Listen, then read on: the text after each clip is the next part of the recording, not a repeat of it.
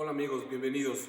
Hoy hablaremos sobre una de las sonatas importantísimas en el repertorio del piano, compuesta por este grandísimo compositor, el genio de Bonn, Ludwig van Beethoven. Y estamos hablando de la sonata denominada Los Adioses. 1809 y 1811, Beethoven quizá tuvo una de las épocas más prolíficas en la composición. En esta etapa hizo la quinta y la sexta sinfonía, hizo el cuarto y quinto concierto para piano y una infinidad, incluso la sonata La Passionata, la Waldstein y la que hoy hablaremos. Maestro, ¿nos puedes hablar un poquito acerca de la sonata o un muchito? Pues, maestro Luis Manuel, antes que todo, muchas gracias por la oportunidad que me das para poder compartir lo que encontramos en la sonata de Beethoven, en la música en general de Beethoven, y más bien, ¿qué no te puedo decir de esta maravillosa sonata? Esta sonata se puede entender si le damos una mirada al contexto histórico y social que la rodea, ya que Beethoven la compone como despedida para su amigo el archiduque Rodolfo. Así es. Hay que recordar que Napoleón Bonaparte está entrando a Viena, el archiduque Rodolfo, como parte de la realeza vienesa, pues tiene que salir de Viena. Y esta sonata es la única que tiene connotaciones y naturaleza programática. ¿Qué es música programática? La música programática es aquella que tiene la intención de evocar en el oyente imágenes, y es decir, el oyente va a escuchar a través de sonidos imágenes, escenas o tal vez hasta estados de ánimo. Entonces, de todas las sonatas, de las 32 sonatas de Beethoven, es la única que tiene esas connotaciones programáticas de la mano de Beethoven. La titula Los Adioses, en alemán es Das Lebewohl. Por ahí ya se ha escrito de que la traducción a los adioses o al francés les adieux no es del todo precisa, porque los adioses implica una despedida más a un grupo de personas. Lo que él quiere, lo que Beethoven quiere, es una despedida más íntima. Entonces, parece que la traducción a los adioses no es del todo precisa.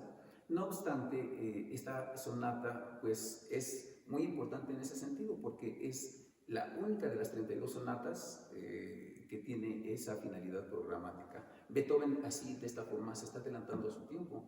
Entonces, pues esta sonata consta de 3 movimientos, y ya en el primer periodo de vida de Beethoven está él desechando ya uno de los movimientos, que es el minué. En el segundo periodo, las sonatas del segundo periodo, ya encontramos sonatas que no tienen los 4 movimientos, ya nada más tienen 3, incluso hay sonatas que tienen 2 movimientos. Esta sonata tiene 3 movimientos, y la naturaleza programática la podemos ver en que Beethoven no solo titula toda la sonata, sino también titula cada uno de los movimientos.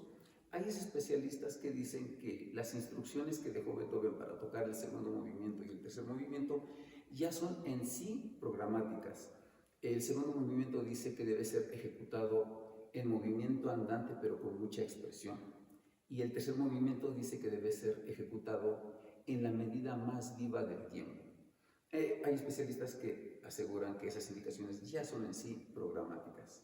Bueno, pues el primer movimiento consta de 2 partes. Tenemos un adagio y un allegro. En el adagio es donde presenta Beethoven ese motivo que va a ser el generatriz, o vamos, la idea generatriz de todo el movimiento en sí. Ese motivo también va a aparecer paulatinamente en los movimientos 2 y el movimiento tercero. Este movimiento empieza con el motivo que nos dice y que nos está representando la despedida. La palabra que indica despedida en alemán es Lebewohl. Y entonces Beethoven lo que hace es componer este primer motivo, que va más o menos así.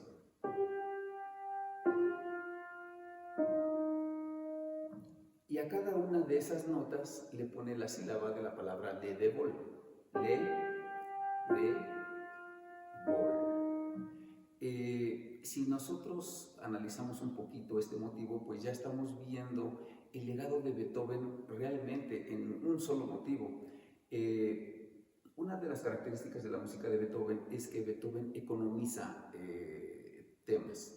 No es como Mozart, que encontramos temas incluso en los desarrollos, en los puentes. Lo que hace Beethoven es que de un solo motivo construye toda una obra. Entonces, si ese es el primer legado que Beethoven nos podría dejar con este motivo. Otro legado es que si escuchamos los intervalos que acompañan este motivo,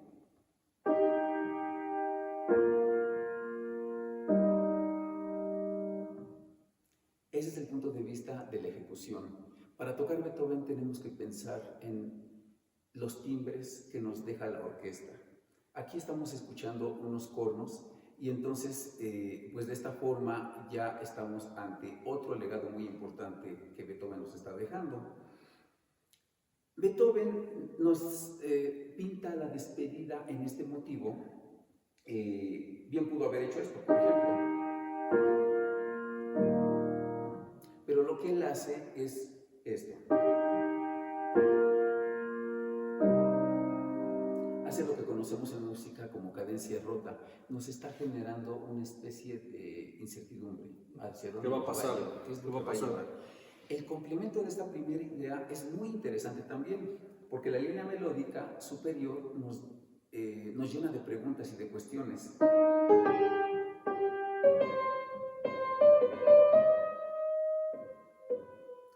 Pero es muy interesante porque el bajo la va acompañando de esta forma.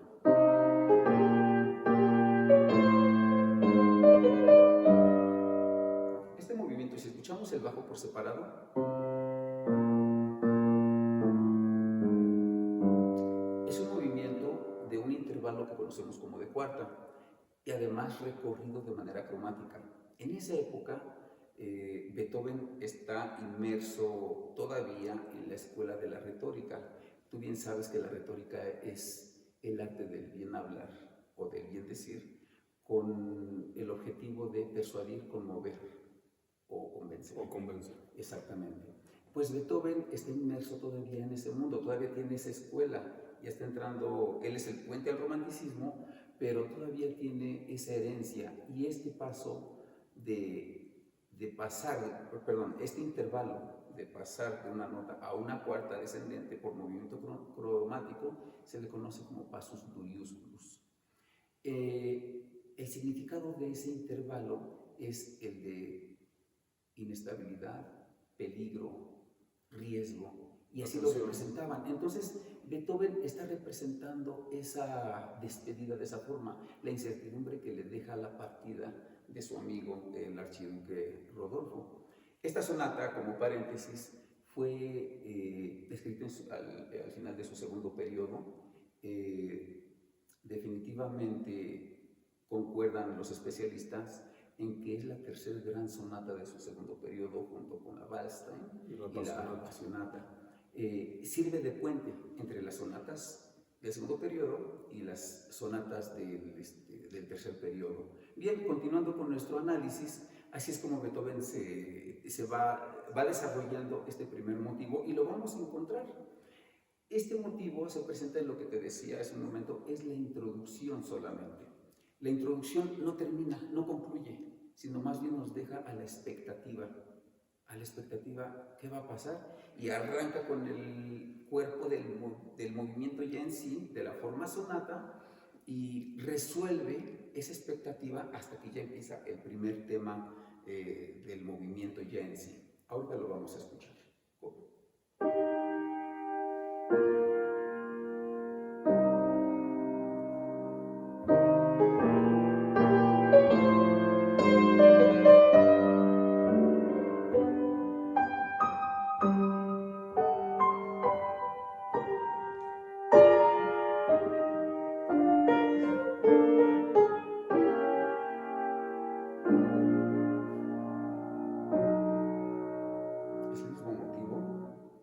Resuelto de otra forma.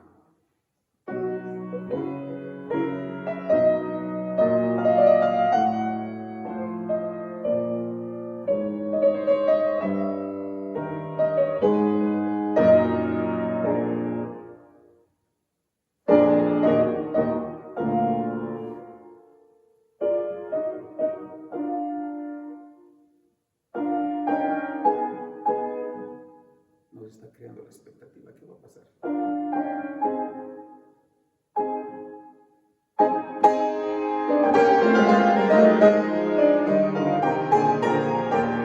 Y hasta ahí lo resuelve justamente ya cuando empieza el primer tema. El primer tema es justamente este. Si escuchamos el bajo de este tema, por la mano izquierda. Ahora, si extraemos el bajo de esa mano izquierda, se escucha esto. ¿Qué es esto? Bueno, el motivo del que se genera toda esta obra va así. Le ve, bol, y ahora este abajo.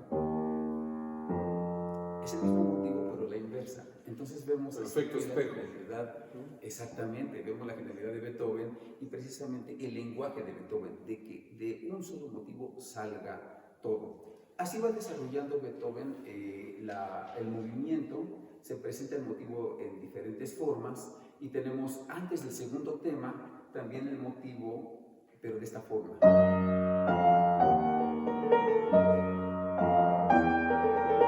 Primero lo presenta el menor, luego el mayor, como diciendo, no tengo la certeza de qué es lo que va a pasar con pues, la despedida, ¿no?, de su amigo. Ya prepara el segundo tema y lo hace de esta forma.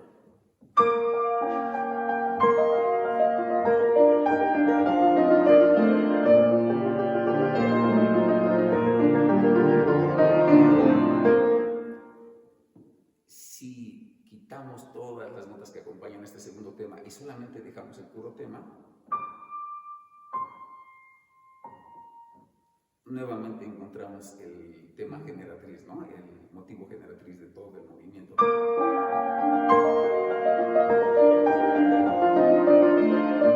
Etcétera. Y así es como el movimiento se va desarrollando. En el desarrollo, propiamente hablando, Beethoven lo que hace es fragmentar todos, tanto el motivo principal como los otros motivos que fue incorporando, y casi que los deja hasta su estado más elemental, como si fueran unas células. Las combina y es maravillosa esta sonata. Y lo que podría anexar de información de este movimiento es que la coda es peculiarmente larga, ocupa casi un cuarto del total del movimiento. Y finalmente termina el movimiento con la exposición nuevamente del motivo principal, pero de una forma pues muy poética, y así es como nos presenta Beethoven este momento. Una de las cosas importantes que tenemos que tener en cuenta, amigos, es que Beethoven poco a poco le fue dando dimensiones más grandes a las sonatas. Eran de corte pequeño, de duración pequeña, pero empezó a hacer más de 15, 20, 25. O sea, tenemos sonatas que son cerca de los 55, 60 minutos, dependiendo de los tempos que se puedan utilizar. Un dato importante de esta sonata, Beethoven en los movimientos nos habla de la partida, de la ausencia y del retorno del mismo archiduque. Entonces, ese es a lo que nos referimos, o se refiere que es música programática, porque ahí está intrínseco estas situaciones. En el primer movimiento, como dijo el maestro, está hablando de qué va a pasar, ¿no?, de que ya están las fuerzas ahí penetrando, llegando a la ciudad de Viena. Entonces el archiduque dice, vámonos, tenemos que irnos de aquí. Pero Beethoven está ideando, imaginando. Nosotros tenemos que siempre pensar que la música siempre nos está contando algo, siempre nos está diciendo algo, y nosotros tenemos que imaginar que Beethoven en ese momento decía, pues qué va a pasar con mi gran amigo, ¿no?, porque realmente fue un mecenas muy grande para Beethoven, ¿no?, en esta época. Creo que sin decir más cosas buenas o malas del archiduque, él hasta el último día de su vida fue el que siempre estuvo realmente pues dándole una cantidad a Beethoven, ¿no? En esta. Había el gran pacto de los tres príncipes que estaban con Lichnowsky, con Kinsky, ¿no? Que habían decidido que tenían que darle como 4,000 florines de salario, pero los otros dos no pudieron por problemas que en esa misma época, la Revolución Francesa y toda la época de Napoleón.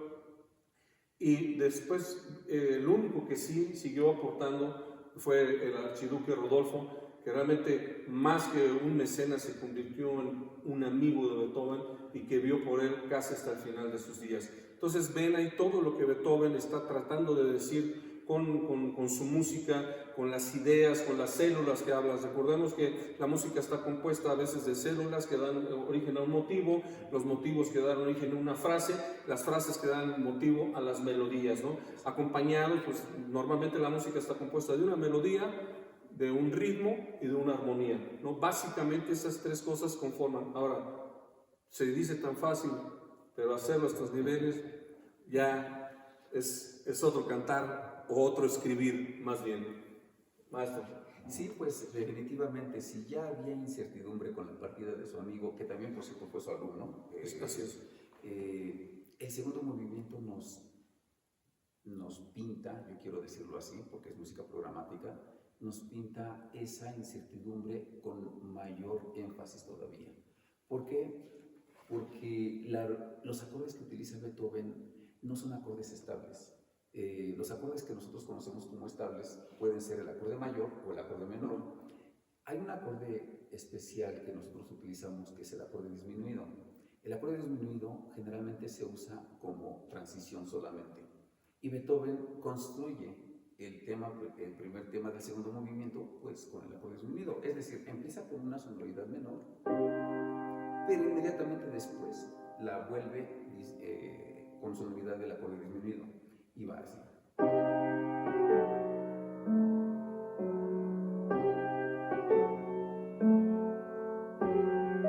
Encontramos eso, pues totalmente de que, bueno, ¿dónde estoy? O estoy en un tono mayor o en un tono menor, pero entonces es lo que nos está tratando de pintar Beethoven. El complemento de esta primera idea y también la idea en sí está utilizando este valor de nota larga por nota corta. ¿De dónde sale esto? Bueno, pues obviamente del complemento de la primera idea del primer movimiento, porque utiliza también este ritmo, ¿no? Es el mismo ritmo, entonces Beethoven vuelve a utilizar ese elemento motívico y pues nos lo demuestra aquí.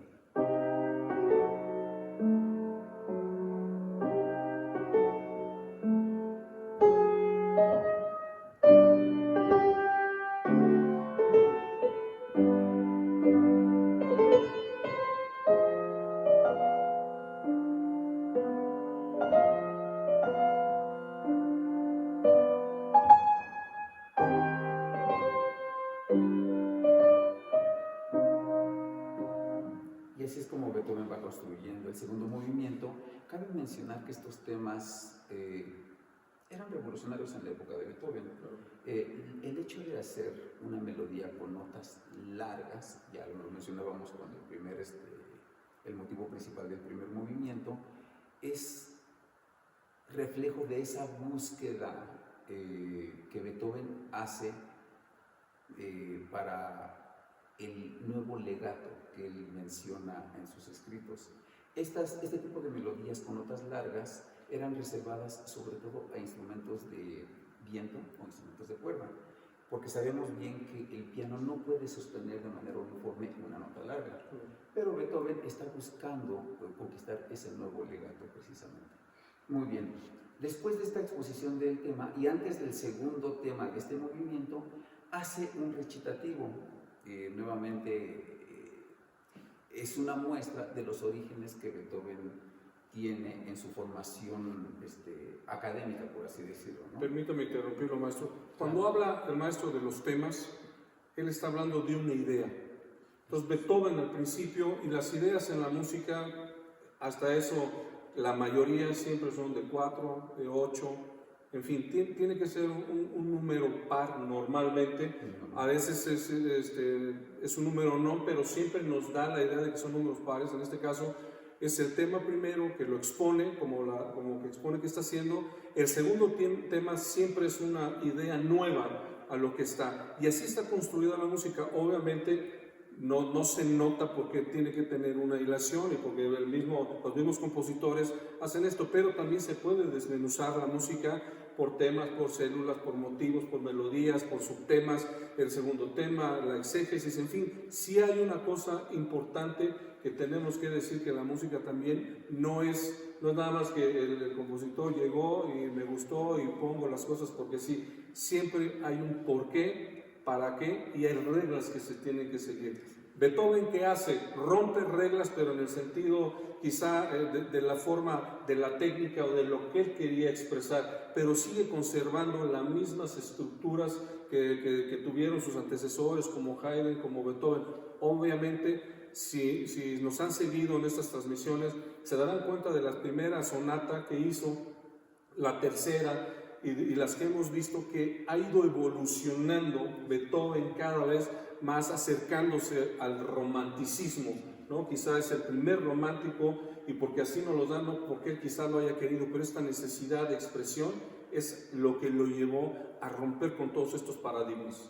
Sí, esa confrontación temática de la que nos habla maestro ya está documentada, y a diferencia de principios del siglo XVIII, que la diferencia entre esa época y la época de Beethoven, que nace en la segunda mitad del siglo XVIII, es que en la primera mitad del siglo XVIII se utilizaba más la teoría de los afectos, justamente en Alemania, pero la teoría de los afectos dominaba el total de una obra, y mientras que el estilo galante, sobre el cual ya Beethoven está trabajando de lleno, es que se confrontan el carácter de las diferentes ideas, de los diferentes temas. Y entonces, pues esa es la riqueza de Beethoven. Exactamente, la sonata en manos de Beethoven sufre una metamorfosis impresionante, y esa efectivamente nos está conduciendo al romanticismo. Y este es precisamente una de las sonatas puente, ¿no? Bien, hablaba de que antes del segundo tema todavía se nota ese recurso del pasado, puesto que hace una especie de recitativo, y lo vemos así.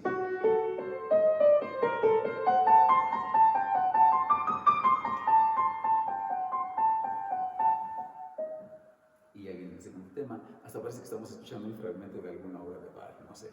Bien, lo peculiar de esta sonata y de este movimiento es que justamente el movimiento central, justamente que se llama la ausencia, no concluye. Otra vez nos deja en la expectativa. ¿Qué va a pasar con la ausencia de mi amigo? Para estos efectos, lo que hace Beethoven es utilizar un acorde de séptima de dominante. Es un acorde muy usado como para llegar al acorde que nos va a establecer en una tonalidad definida. Entonces, el final de este movimiento es eso. Nos deja a la expectativa y lo resuelve ya entrando el tercer movimiento. El tercer movimiento tiene dos temas, pero justamente la transición entre el segundo y el tercer movimiento es esa expectativa, y nos tiene así. En la música cinematográfica hay una técnica que se llama vectorización, y es cuando crece esa expectativa de que algo va a pasar y la música nos está anunciando eso. Bueno, pues Beethoven nos mantiene al final de este movimiento justamente con esa tensión de qué es lo que va a pasar, porque el tercer movimiento se llama justamente Das Wiedersehen, que significa el regreso. El final del segundo movimiento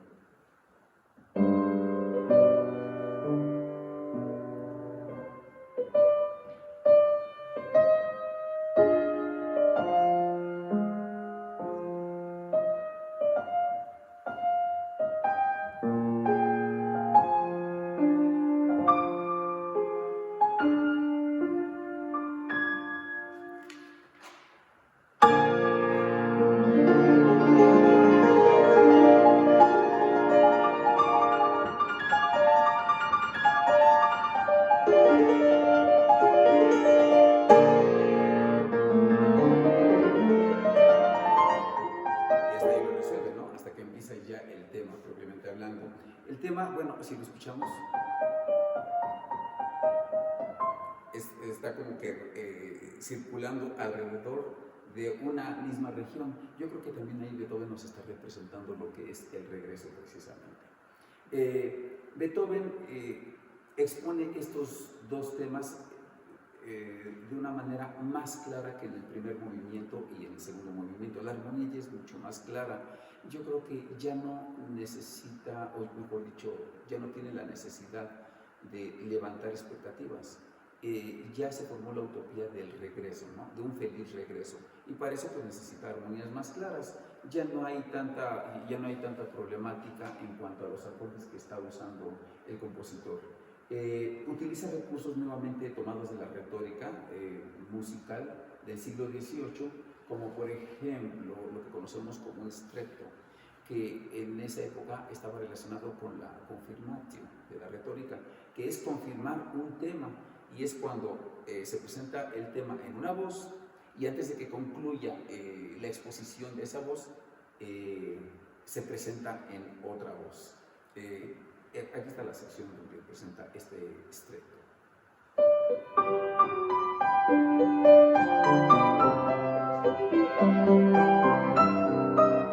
Es un pequeño stretto, luego nuevamente viene la reexposición de la sonata, y bueno, la sonata finaliza con un poco andante donde nuevamente reexpone el primer tema de este movimiento.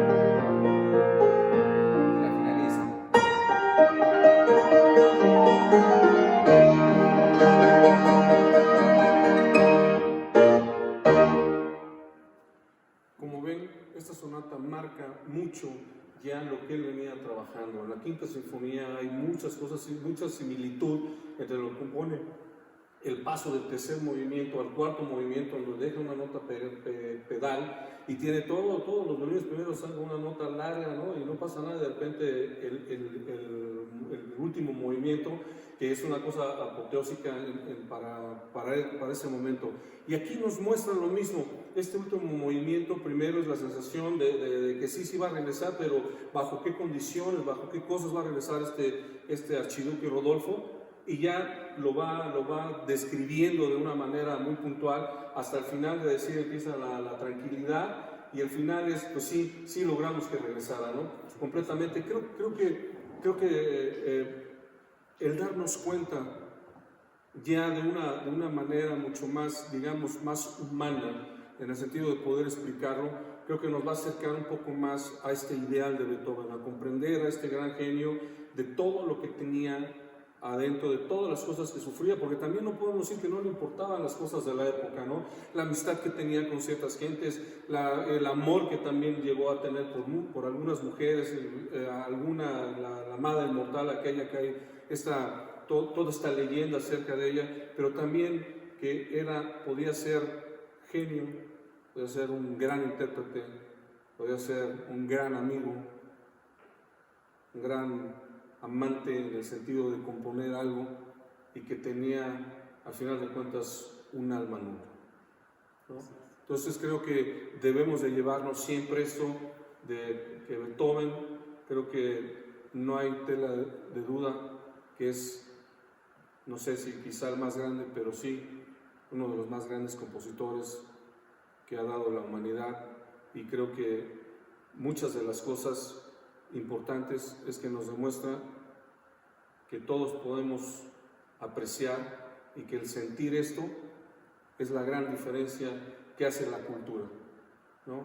Esto lo que nos hace seres humanos, lo que nos permite tener esta esperanza hacia lo que viene, especialmente por los tiempos en que estamos pasando. Recuerden que detrás de la música siempre hay una historia que contar. Edomex, decisiones firmes, resultados fuertes.